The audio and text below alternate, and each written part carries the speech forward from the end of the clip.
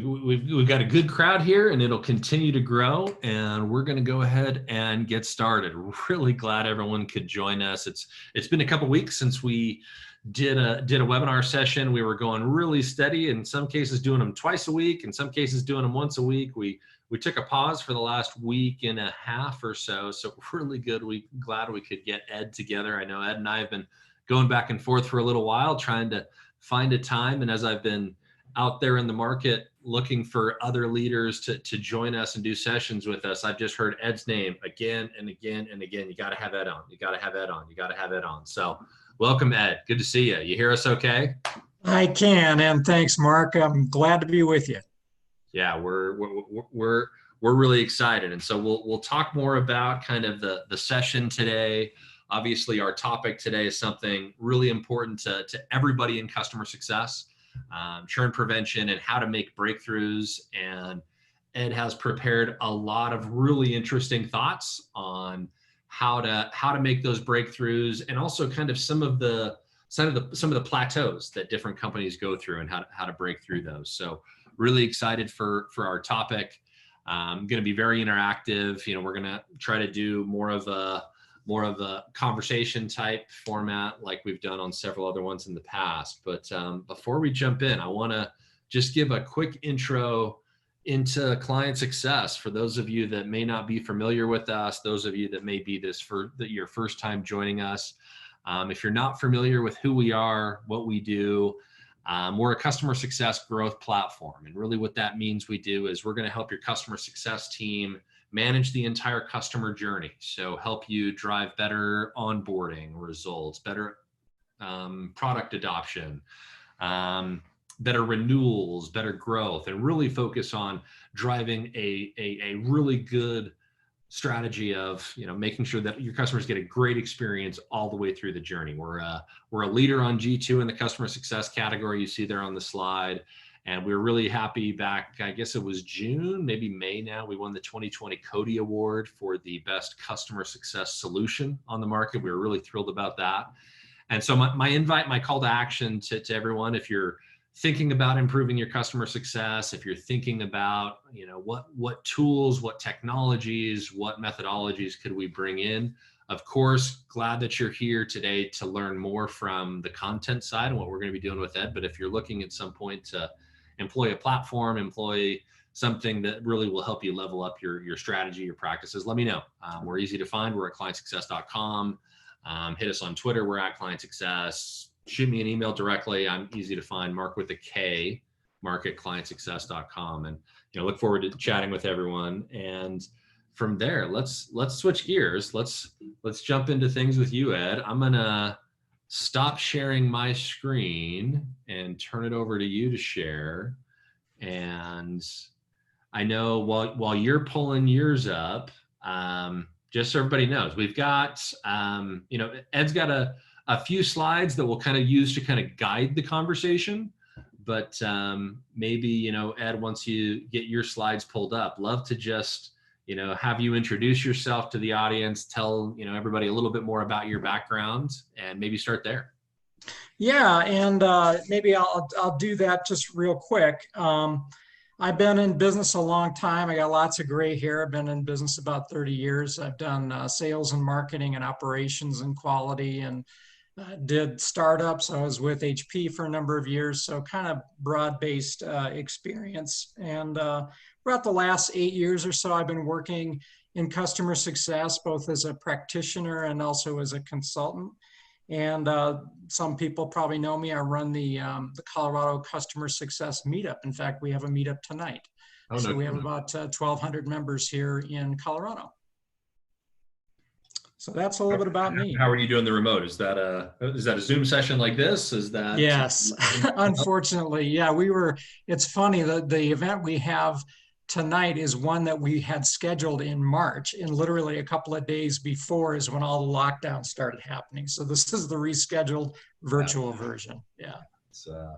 I was just talking to my brother last night, and there was kind of that point, like whatever it was, second, third week of March, where you'd wake up and you'd look at the news, and we're in a different world every single day for about 3 weeks. And, luckily things have things have trailed off to a little bit of, I think we're all getting used to a little bit more normalcy, but good luck with the event tonight. If there are folks calling in from Colorado, is there a call to actions or somewhere they can go find out about that, or anywhere you'd point them?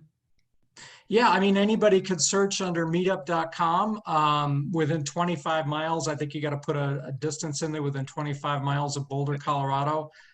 Put in Colorado Customer Success and sign up. It's all free. All right, right on. Well, good. Yeah. Well, perfect. So, I mean, yeah. So moving into today's topics, I mean, we're here, we're talking about making breakthroughs. Mm-hmm. So I guess maybe let's start with like, why should our audience that is predominantly customer success professionals, whether they're frontline CSMs, managing, a group of customer success managers, or like VP, chief customer officers, why do you think they should really care about this topic?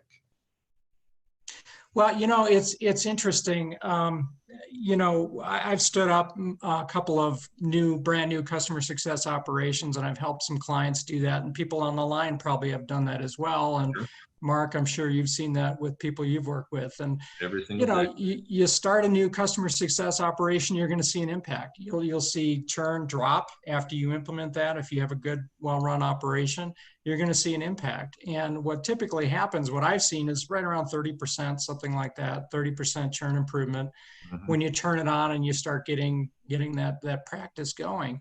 But what happens a lot of times is you hit this kind of plateau, you hit a threshold and it kind of stays there. And the problem is it's real tough to make progress after that particular point.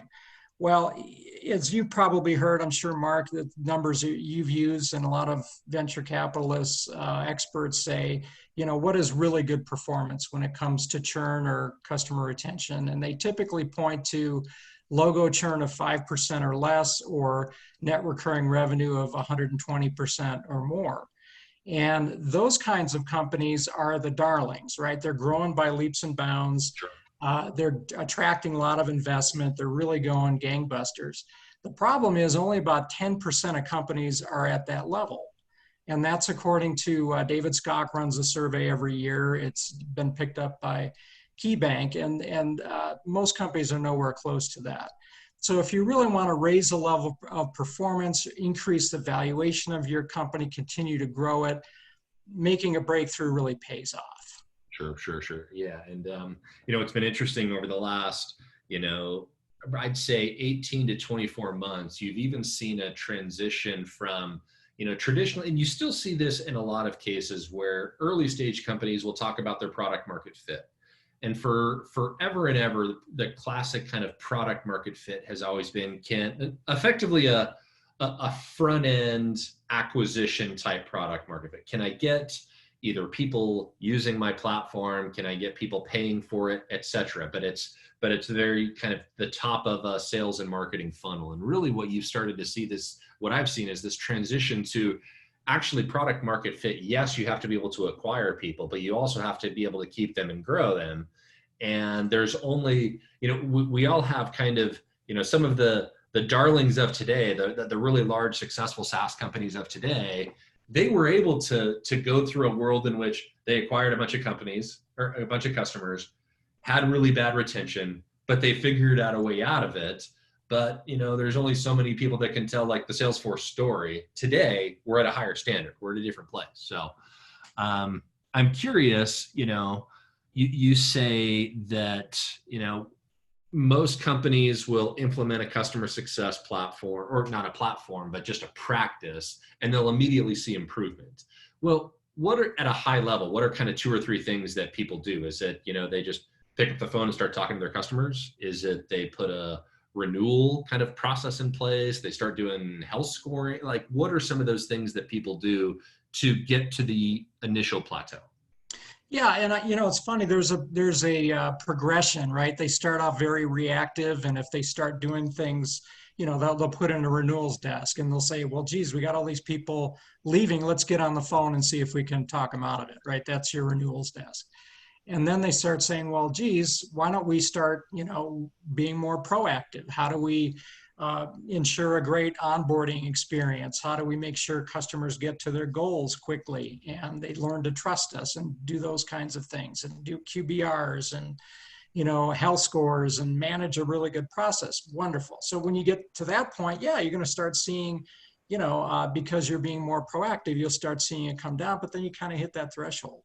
Mm-hmm, mm-hmm. Yeah, that's interesting. I was literally just this morning, I was on the phone with a earlier stage company, and they were still in the mode of, they were kind of that mode where they're early stage. They turned to one of their really smart early hires, and they said to that early stage smart hire, you go figure out this customer thing. They didn't even have a name for customer success. So just go figure out this customer thing. And so like we spent a while kind of walking her through actually like, okay, in her case, her customer success team, they were doing customer supports. They're being very reactive over here. They were trying to do customer success, renewals, and all of this in one case. And one of the first things we talked about is like, how do you start to kind of segment out your duties and actually have a support team that can afford to be reactive and kind of ticket based versus a success team that's going to be more proactive and reach out to customers, hopefully well in advance of their renewals, and drive adoption, drive growth, drive onboarding. So, well, that's good. So reminder to anyone, I mean, we're going to keep this as an open conversation, but as you have questions, if you want to, make comments, questions, feel free to pop them in the chat pane. And so I'm multitasking and looking at that. But, Ed, let's come back and talk about, okay, so I've got my customer success team. I've got to kind of those kind of initial plateaus. What kind of happens next? What do I do next? What's kind of, I think you were talking earlier, I've got a little bit of a roadmap to kind of think through. What are your thoughts there? Yeah, and so here's where we make the shift from being proactive to being preventative. And this is where breakthroughs really happen. And I'm going to share my screen on this. Mm-hmm. Can do this. Here we go. So let's see here. So here's a roadmap. And the first step to breakthrough improvement is to uncover the breakthroughs, right? Makes sense. So the question is, how do you actually do that? Well, breakthroughs come when you start asking two very important questions. The first one is, why are customers leaving? And the next one is, why are other customers staying and buying more? When you start to ask the why question, you're starting to probe, how does this really work? What really happens here? So why is the most important thing to start asking? And it's important to get answers to that question from customers themselves, not from, what does a salesperson think? What does customer support think? What does CSMs think? Everybody's going to answer that from a very biased approach. So answering the why question comes from actually going to customers themselves. And when you ask why, you start to find where those breakthroughs are. What's interesting there is that I think most of the companies I've been a part of and that I've seen, the default is to go to the first part of that. Like, why are people leaving us? Forgetting the other side of, we have a group of happy customers. Why are they sticking with us? Why are they actually growing with us? Why are they happy with us? What features are they using? What value are they getting? That piece in every company I've been a part of, by default, we have to kind of like push to that one, but that's actually where the more interesting breakthroughs come from, I find. Yeah, exactly. And it's the contrast between the two, right? A lot of times you'll see when we have it, we get it, we get that loyalty and growth. When there's an absence of it, look what happens, So the contrast itself can be really helpful. Yeah. Cool. So I guess, once we've got kind of the breakthroughs going, kind of what's next? Yeah, so, here's a way to actually get some of this data, and there's different ways of collecting this. This is one approach, other people have found other creative approaches. Sometimes what you can do is insert this question, this why question, when people give you notification, right? Either they're doing it online, there's a renewal coming up, hey, sorry to see you go. Before we process your renewal, please give us a little bit of feedback, ask for some of that data. Another way to do it is to have some standard questions. Very important to have standard questions when someone is informed, a CSM or a salesperson or an executive, we're not going to renew our contract. Okay, I'm sorry to hear that. Can you tell us why? And let's collect that in a standard way. Sometimes you can do that in a CRM, maybe in ClientSuccess, maybe some other means. ClientSuccess, you can put all this into ClientSuccess and report on it and have some really cool stuff. So there you go. There you go. So getting that data is so important. And sometimes people will hire outside people to go make the calls for them. I've seen that work before, but the most important thing is get that data from the customers themselves. You mentioned it needs to be standardized. Like, yeah.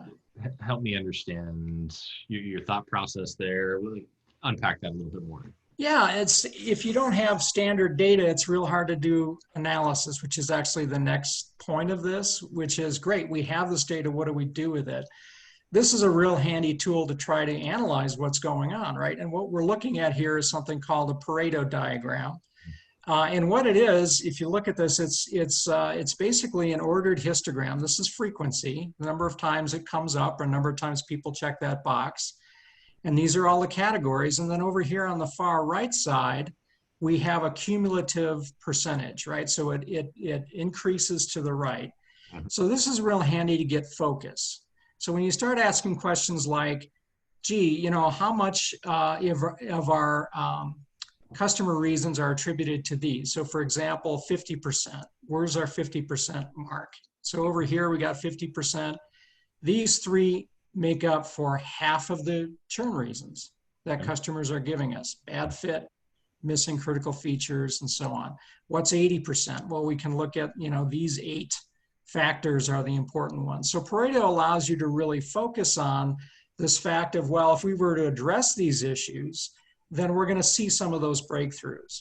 And what you'll notice right away is that, overall bad fit, missing features, too expensive, can't justify value.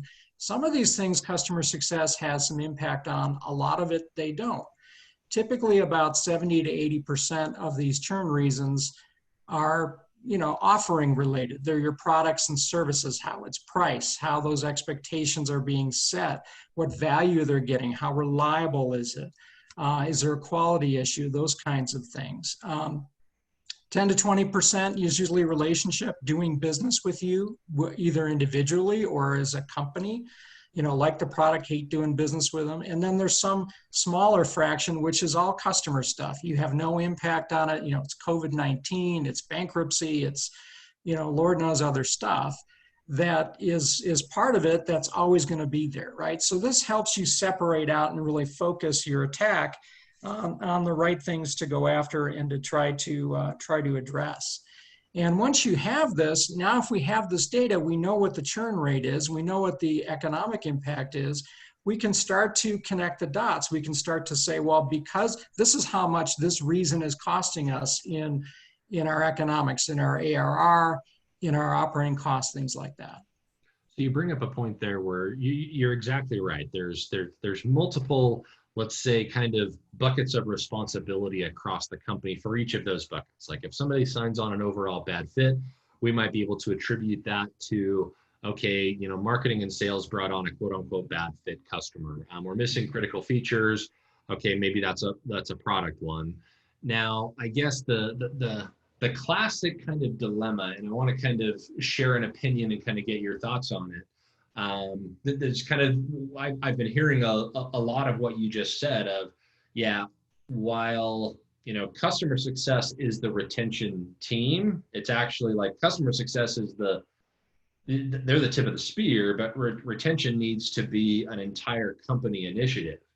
Now, to me, the big thing that I will frequently say is, yes, it might be the entire company's initiative, but it is customer success responsibility to gather this information and to share this with the entire company. Customer success should likely be leading, if not your CEO, be leading this discussion. So like if you're in customer success and you're constantly getting bombarded with, churning customers that you feel are outside your control, it's a big part of your responsibility to be able to compile that data in a report like this and be able to share that with the rest of the team. What are your thoughts there? What else would you add there? Yeah, spot on, Mark. I mean, this is, you think about it from the CEO's perspective, he or she or they needs your help, right? You have this visibility. You can point to where the breakthroughs need to come from, but they need your help understanding that, and they need your help directing them on how to lead this breakthrough and this transformation. So I think customer success, once you kind of hit that plateau and you've done what you can and there's still churn there, this is your opportunity to step into a role that the CEO will really value. You know, they're going to count on you to help drive this initiative to really fix these things and raise the organization's performance to higher levels. Sure, sure. So probably about a month or two ago, we had a guy named Mark Bissell on, who's another, classic, really, really well-known customer success leader in the Boston area. And his session was, it was couched around, I want how to get approval for, in that example, kind of your customer success initiatives. And it was, okay, I'm going to go in and meet with the COO or CFO. How do I get her to approve, my initiative? And a lot of what he talked about was, in customer success, we tend to use terms like retention, growth, maybe feedback scores, these types of things. But those might not be the actual terms that a CFO uses when she's making decisions about where to invest in the business. So like his advice was, learn how to really make your arguments in terms of like the actual financial impact of the business. So like this right here, perfect example of showing, churn rates, retention reasons. How do you take this and translate this to, but here's why this matters, because we're losing $2 million of business every year to just bad fit customers, something like that. How do you make that jump? Right. And this is such an important factor in the roadmap when you think about it, is speaking that language of financials. And the reason is that you put yourself in the shoes of the CFO or CEO. They're bombarded every day with requests. I want to hire this person to do this job. I want to, spend more money on marketing. I want to buy this new technology. I want to buy ClientSuccess, right? They get all these requests and there's only so much money to go around. So they have to say no a lot. But what helps them to make decisions and to justify the decisions that they make is to point to the economics. We're doing this because we're going to get a return of this, or it's going to impact our business in this other way. And the language they use and the objective way to evaluate these things is through the economics. They have to make a case to other people, all the other people who are asking for things, and their board. Right? So how are we spending this money, and what do we expect to get for it? So at some point, you really have to quantify the economics if you want this thing to go. Cool. So let's jump back one second. Ruben popped in a question when we were on the previous slide about the churn analysis. So his question was, do you make a survey to classify the reasons of churn? What type of questions are relevant? Maybe kind of like okay, how do I go get this data question? Yeah. And there's a lot of creative ways of getting it. This was one way, just to kind of throw something up on the screen. If they're going through a workflow, some kind of automated process, you could do it. You want to try to get really good data. A lot of ways you could do that. You could do it in an email. Hey, just hit me up with a quick reason I need to report this. Would you mind doing that? Most people are happy to tell you why. They want to justify their own decisions. So a lot of times you just have to ask, and I think every environment's a little bit different, what's feasible, what's not feasible, but get some data somehow that is in a standard format that you can analyze. That's the most important thing. Cool. Hope that helps, Ruben. So on the economics piece, there's a classic blog article that you brought up, David Skock, earlier. I'm actually just going to put it in the chat pane so everyone can read it if they want, but it's, to me, it's kind of the seminal article on basically the reason for customer success, which is, what, like the actual impact of improving retention and growth on a subscription business, and how that can actually drastically change the revenue of a business over time. So, so I put that link in there. Feel free to read through that.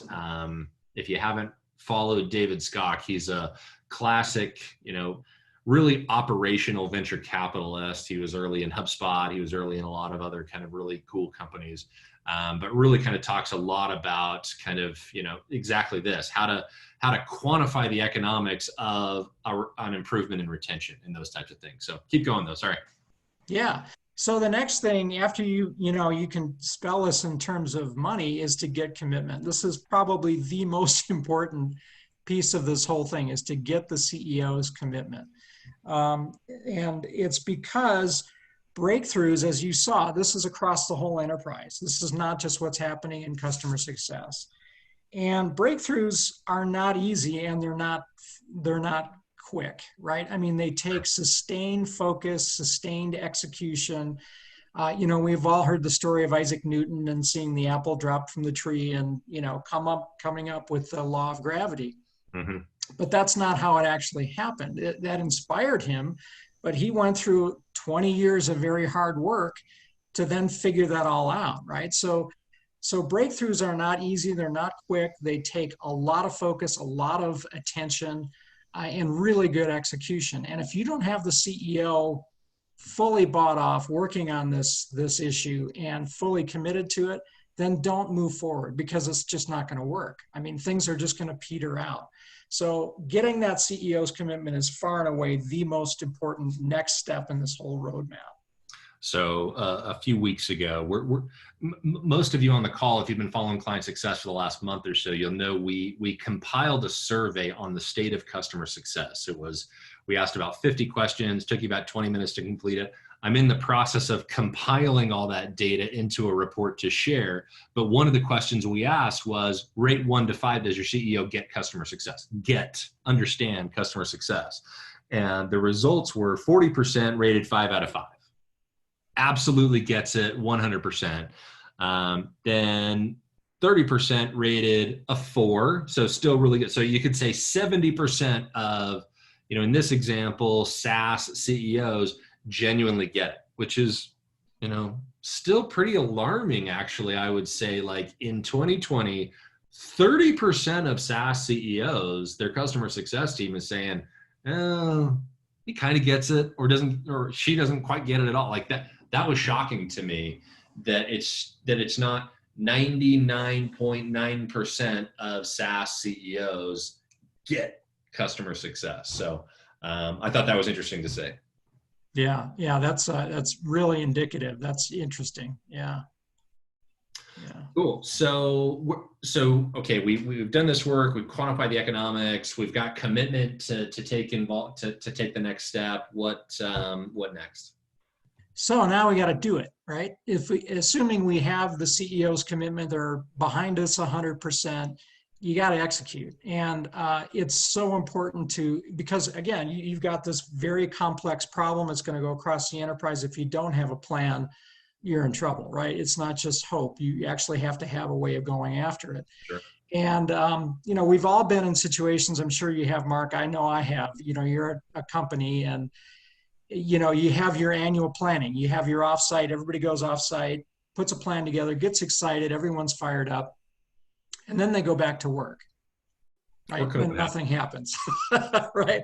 The plan goes on the shelf. You don't pull it out till the next year, and you've lost all that time. So what's critically important here is to put together a plan that you actually deploy, execute, and review, a closed loop cycle.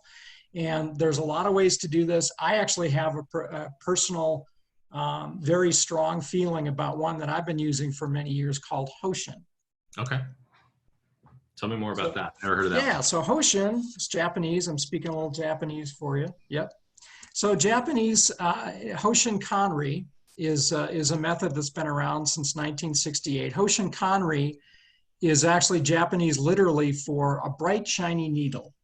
Okay. And it's supposed to suggest a compass needle, pointing in the right direction. It's been around a long time, but what it is a closed loop integrated system of planning, execution, and review.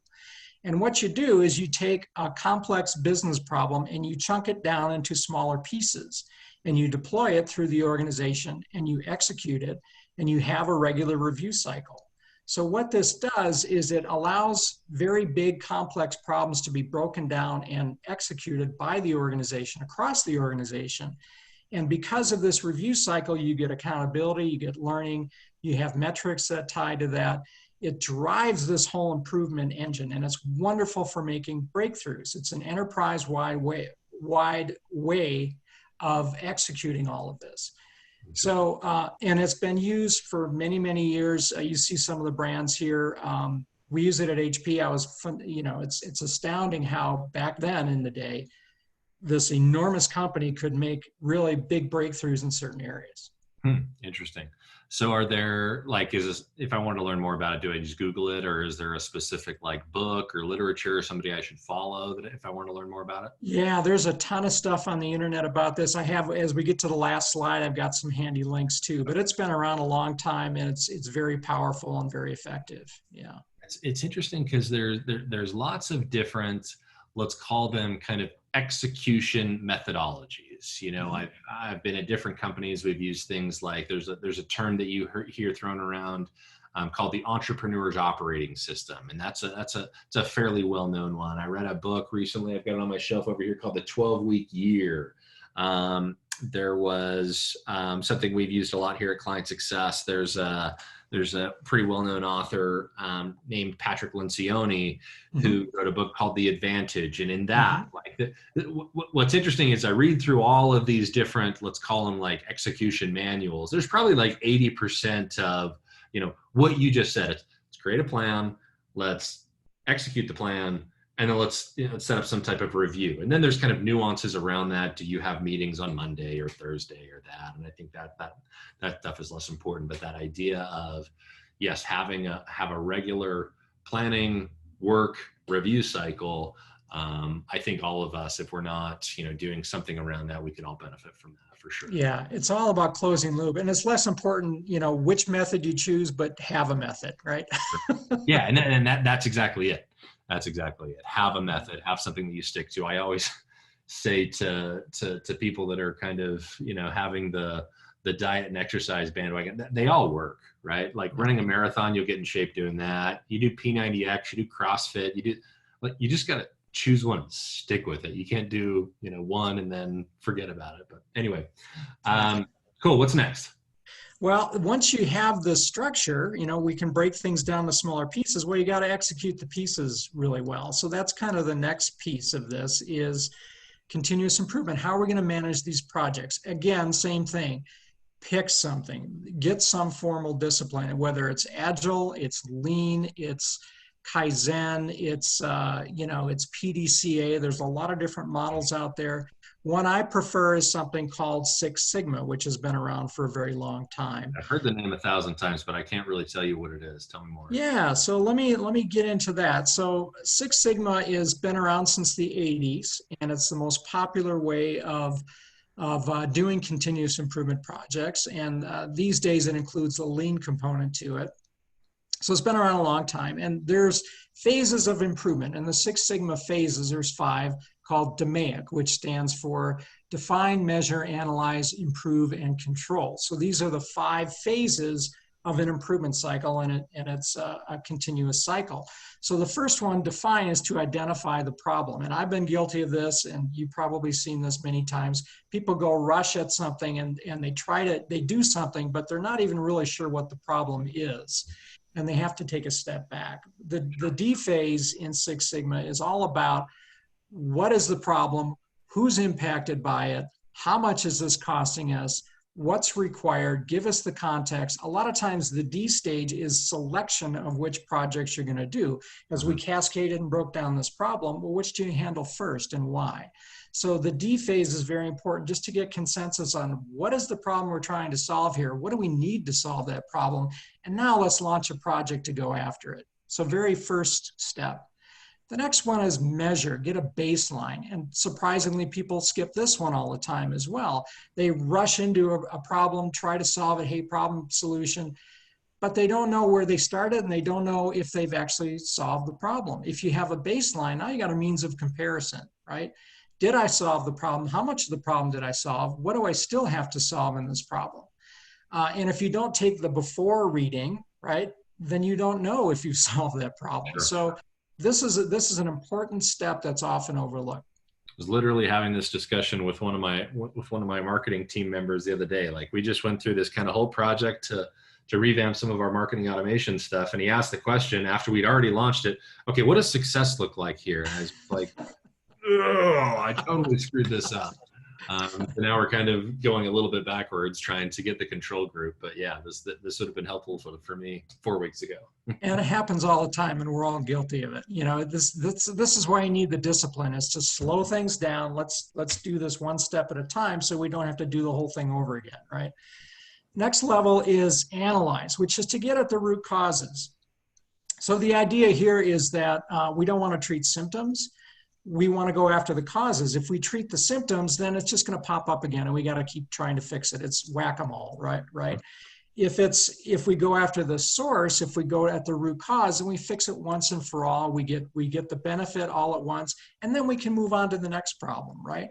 So this is a step to slow down, look at some data, right? Understand what is the root cause, what's our theory, what do we think is going on, and what evidence can we collect that shows that is really what's causing this, right? So making sure we deeply understand what this problem is, and that we're treating the symptoms, or the root causes, and not the symptoms of it. So the analyze includes its scientific method, its data, its analysis of data. Then when we know what those are, then we improve them, right? We know what the real problems are. We know what the root causes are. We implement the solution, and then we measure the results against our baseline. So did we make a difference? How do we know? How much of this did we solve? And what are the results? And then the last stage, the C phase, is control. How do we hang on to these gains? How do we standardize this? If we did it on a small scale, how do we blow this up? How do we make sure new people coming in know about this new way of doing things, right? So it's holding the gains. 6 months from now, we're not back to where we started because we forgot about how to actually control the gains. Exactly. So, and this is the improvement cycle. Once you're done with this, you launch the next project, right? Really good discipline delivers amazing results. Sure. So let's, like, how do we now pull this? Maybe there's a customer success example. Like, how do we pull this into, our life as customer success professionals? Exactly. So here's an example, and the names were changed to protect the innocent, but here's a real life example. So a company has a churn problem, and they calculate it's costing about $12 million in lost ARR. It's costing about $1.7 million in operating costs, right? All these additional costs because they have customers that are churning. And just back to our Pareto a few slides ago, 20% of it is bad fit. They've identified that these are the reasons why customers are telling us they're leaving the organization, right? So 20%. So we got it. We've defined what the problem is. We pull a team together, off we go. What's the baseline? Well, in this particular example, because they're going after bad fit, they look at 90-day churn. In this particular example, this company has an exit clause for their customers, kind of a guarantee. If you're not seeing the results after 90 days, you can cancel your contract. Well, it turns out a very large percentage of these churns happen at this particular point in time. So they get a baseline, a 90-day churn rate. They measure, churn can be over any period of time. Let's just look at 90 days and let's analyze that. And they find their average is 12%. So now they got their baseline.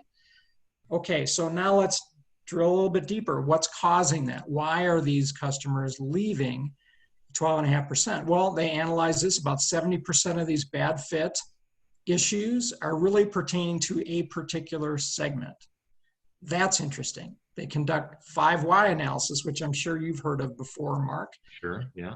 It's you ask why 5 times. Why did this happen? As you ask why and you keep peeling that onion, you start to get to the root causes right around 5 or so questions, 5 to 7 questions. And they find out that there's a lack of segment focus on the product team. There's a lack of onboarding postmortems. When people do leave, that information is not flowing around the organization. Product doesn't know about it. Professional services doesn't know about it. Sales doesn't know about it. So there's a lack of information flow. And then there's also a lack of good qualification data in the CRM that says, these are the issues with this particular customer coming on board. That technical qualification isn't going well. So great, the team understands what this is. They collect evidence, they prove these are the issues, then they make the improvements. The product team hires an analyst that goes and looks at these segment requirements very deeply. They prioritize new features that will address that segment. They bubble those to the top of the list and they go after those particular features. Customer success engages these onboarding reviews and shares them with the product team, with the sales team, with the professional services. And then the qualification of these deals on the front end get better because they ask the right questions. And then there's some positive results, which I'll show in the next slide. And then they do control. They say, great, this is wonderful. We're going to update our playbooks. We're going to train some people differently. We're going to add this fit rating. We're going to hang on to these gains. Real life example. So how does this look in terms of results? Here's the baseline and here's what happened afterwards. So this is a tool called a control chart. And what it allows you to do is to look at your variation and see, is this meaningful or is this just random, right? It helps you analyze the nature of the variation that you're seeing. On the y-axis, what you have over here is the churn rate, that 90-day churn rate. On the x-axis, what you have are subgroups. And you can think about these as cohorts. People use the word cohorts, but these are cohorts of standard sizes. They're all the same size cohort. So what you have on the x-axis is not necessarily time, because as we all know, customers are joining at different times and different volumes month to month, right? So it's not exactly time, but it's kind of like time. It's by subgroup. And what we see in the green line is the baseline. The control chart tells us this is all just random variation. There's nothing really meaningful here. Any variation we see is just part of the system, right? Okay. So we execute our DMAIC project. We define what the problem is. We measure it. We get this nice clean baseline. We analyze the root causes. We implement the improvements. And lo and behold, over here, here's the results. Since we have the baseline, we implement those, we wait and see what happens, and boom, here we go. Our churn rate, that 90-day churn, has dropped pretty significantly, and now we can measure that difference. In this case, it's a 7% difference. Wonderful. How do we hang on to that? That's the C phase, right?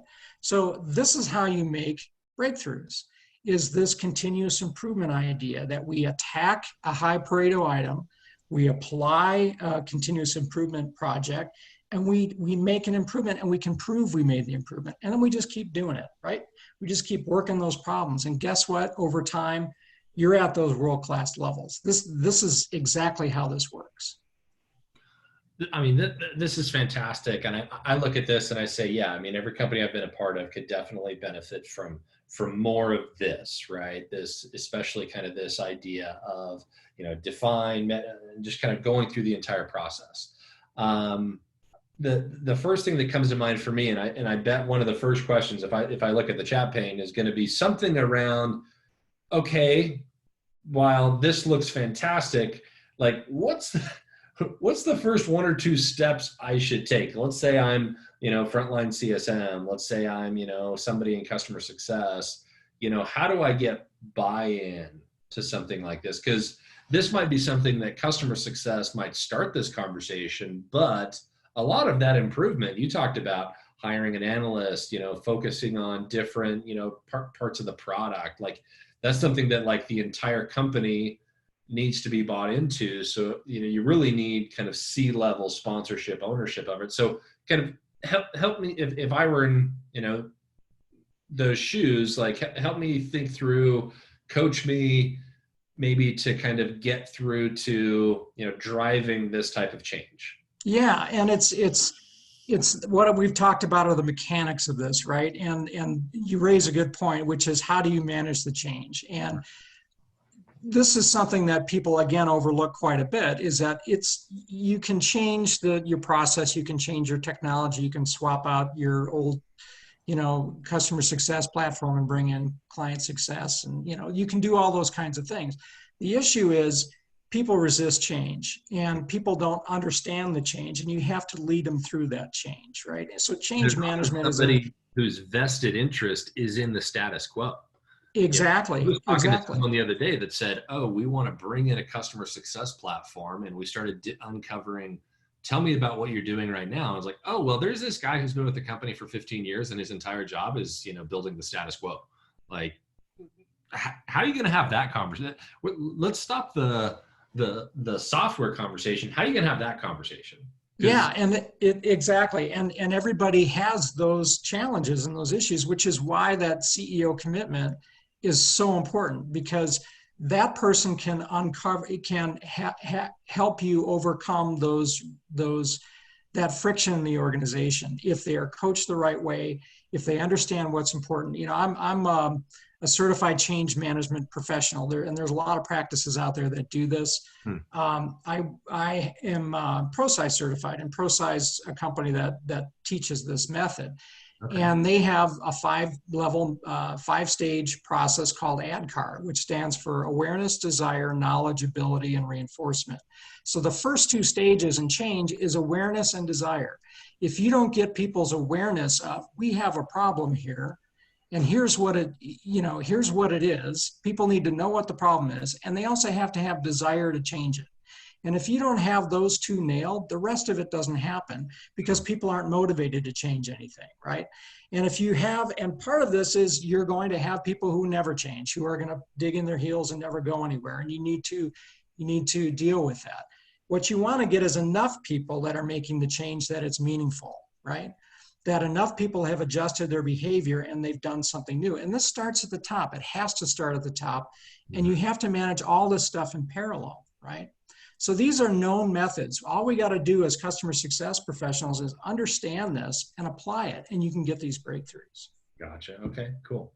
So no, that's helpful. So, I mean, what else would you say there? What perhaps is my next step? What perhaps? So getting started. And again, we said this before, is you got to get that commitment. And, unless you get that commitment, don't even go further. If it's a no or a we'll see or whatever, just stick it on the shelf and walk away from it and wait for a better time. But the most important thing is to have a conversation with your CEO. Go out there and get that data, right? Nothing speaks like customer data. Get that. Estimate the impact, back of the envelope. Here's how much ARR, here's how much cost this is. Does not have to be exact, just get it in the ballpark. The next thing is get a really good customer story. And the reason why is that people love stories and they remember stories and they get emotionally engaged in stories. Once you have this data and you kind of have a good sense, talk to a customer that left that you have a good relationship with and say, look, Charlie, I understand why you made the decision you did. I'm sorry to see it happen, but can you help me out here? I want to drive change in my organization. Would you take 5 minutes on a Zoom call and tell the story about the decision that you made? You will find people who'd be willing to do that. So record that, edit it. Now you got a wonderful story. Sit down with the CEO then. How do you open? You show them the story. And you get their attention and they start seeing this and they're going to start having a reaction to that. You say, you know what? We got a lot of customers just like Charlie here. Let me show you what my analysis has yield. Show them the Pareto, right? Here's how this breaks down. This goes outside of customer success. We need to work together as an organization to address this, right? Show the economics. It's costing us X number of dollars. Here's a roadmap. Customers that look just like Charlie that are in that situation, and you lost those, and that was $5 million last year. Exactly. And they'll get it right away. They'll know exactly where you're headed, and then show them a roadmap. How do we do this? The roadmap I just showed you here. That's your roadmap. Tell them what you need. I need another resource. I need some money. I need a consultant. Whatever that is. I need some new technology. Tell them what you need, and then ask for their commitment. And once you have their commitment, then you're off and running. If they balk at this, then again, you're not ready for it. Stick it on the shelf. Yeah. Gotcha. No, I see a ton of value here. I mean, I was listening to a podcast the other day with founder CEO of HubSpot. And one thing he was saying is in their monthly leadership meetings, one of the habits that they've built is they'll bring in a panel of 4 customers and they'll basically quiz those customers on their experience for an hour. And then they stay in the same room and, let the customers go and talk about that for an hour to really try to just internalize every single month, what's going on, what's the feedback we're getting from the front line. So I love that idea of layering in the customer story to this entire part. I think that's in a lot of cases, I think in my case, there's a lot of cases where I've missed that, where I will come in. I tend to be very data driven. I tend to come in and pull in the reports and say, okay, here's the retention rates, here's the Pareto analysis, here's the churn. And, without the customer story, I love the idea of layering in that. That makes a lot of sense to me. And people react to that. That's where desire comes from. That gets them emotionally engaged in it. Yep. Cool. Yeah. No, this is great. I think we're getting a bunch of feedback in the chat pane that just people are loving it. It's yes, really practical, helpful advice. I know we're kind of getting to the end here. If there are any questions, feel free to pop them in. I know there've been a few that we've come through that have come through that we've popped in, but yeah, I guess, Ed, I know we're kind of getting close to kind of the wrap up. What are kind of the final things that you would share? Final resources, final calls to action, any other thoughts that you'd share? Yeah, absolutely. So wonderful book. Go out and buy it, Kindle it, whatever. Wonderful place to start. It is a page turner. It's a book from John Kotter, who started this whole change management idea many, many years ago. He's from Harvard Business School. He wrote kind of a follow-up book to his original book. He's got an 8-step change model. And he goes back and he tells stories and he shares why are some organizations really successful, why are some unsuccessful. And a phenomenal read, and it'll get you fired up, right? If you really want to make this thing happen, read this book. First thing to do. Right. Cool. I mentioned ProSci. This ProSci is great for a practical model. Actually apply this in your projects. I would add those two together because now you see the mechanics of what you need to do, and the people side of it is the harder part. It's the more powerful part. It makes you 6 times more likely to be successful if you address the people side of it. So start with that. The mechanical stuff, the Hoshin, again, it's all over the internet. This is a wonderful article, and you'll have these slides with these links. This is out there, really describes what it is, shares stories, examples from companies on how they did it. Same thing with Six Sigma, lots out there. American Society for Quality has a ton of stuff. I just uploaded a Udemy class a little while ago that really drills down into the mathematics behind this when you do root cause analysis. So shameless plug here, I have a course out there, inexpensive, that's available.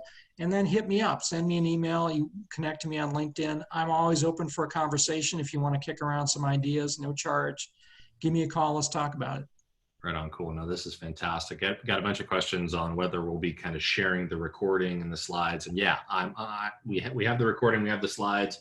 We'll share them out. I'll also post them to our website, and so you'll always be able to find them. But no, I know I learned a ton. I think I can speak for everybody else that this was super helpful.